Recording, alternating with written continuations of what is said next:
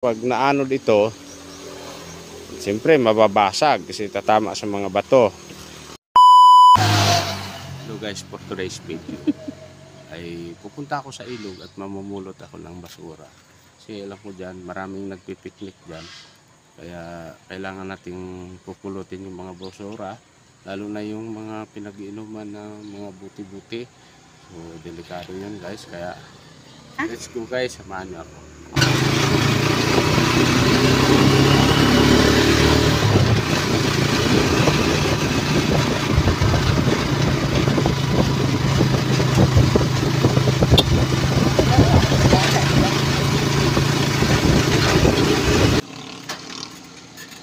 Dito na tayo guys sa ilog.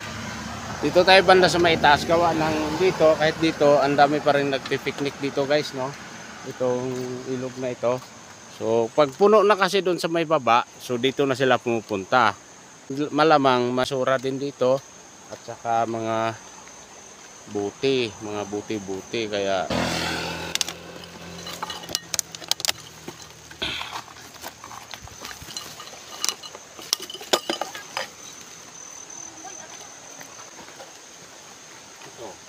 yung pinaggagawa, malamang ito pinaglagyan ng yelo ito tapos tubig.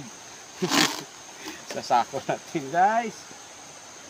Kagaya nito, pag lumakas yung tubig, pag bumaha, ibig sabihin maaano dito, buti. So delikado doon sa may baba. Sa taas mo na. Bibenta ba to? Hindi. Ha? Hindi na bebenta yan. Ay, hindi. Basag na. Ilagay mo na ito dyan. Ilagay mo na ito yung sako dyan. Ha? Ilagay mo na lang dyan. Pupulutin ng barangay yan. Barangay? Yes. May magpupulot dito na barangay siguro. Ah, maglinis. Delikado lang kasi dito sa may.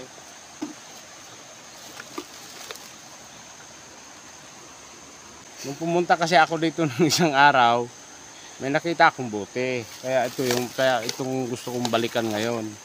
Ito.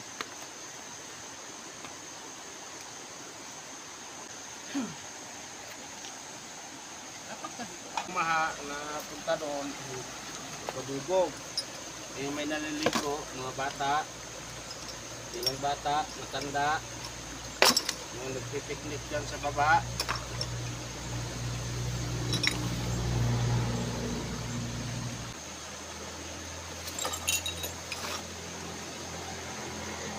Shout out nga pala sa mga nagpipiknik na nagiinuman dito sa tabi ng ilog. Pakiligpit naman ng maayos yung mga buti nyo, mga basura nyo, para wala tayong magiging problema dito sa ilog natin at gawa ng maraming nagpipiknik dito. So kailangan natin namang magiging, bawat isa sa atin maging concern sa kapakanan. Kasi hindi lang naman kayo ang nagpipiknik, maraming pumupunta dito, matinik ng bubog. So kailangan nating ligpit ng maayos, kung maaari yung basura nyo, uwi nyo para hindi magiging makalat dito sa ilog, lalo na sa mga buti, mga babasagin. Dito tayo banda, hanap kayo, okay, tama oh. Ito nga sinasabi ko sa inyo guys, kasi dito yung tambayan, pipiknik. Oh, yung mga buti, ay nako. So kailangan talaga magkaroon ng disiplina talaga. Bawat ano, kasi hindi lang naman talaga kayo ang nagpipiknik eh, marami. Ito nga sinasabi ko sa inyo, pag naanod ito, siyempre mababasag kasi tatama sa mga bato. Kasi ang tubig dito, pag malakas yung ulan, mabaha, maano rin to, mababasag. Kaya linaw-linaw ng tubig guys, oh. Tapos iiwanan natin ng basura. Kawawa naman kalikasan natin.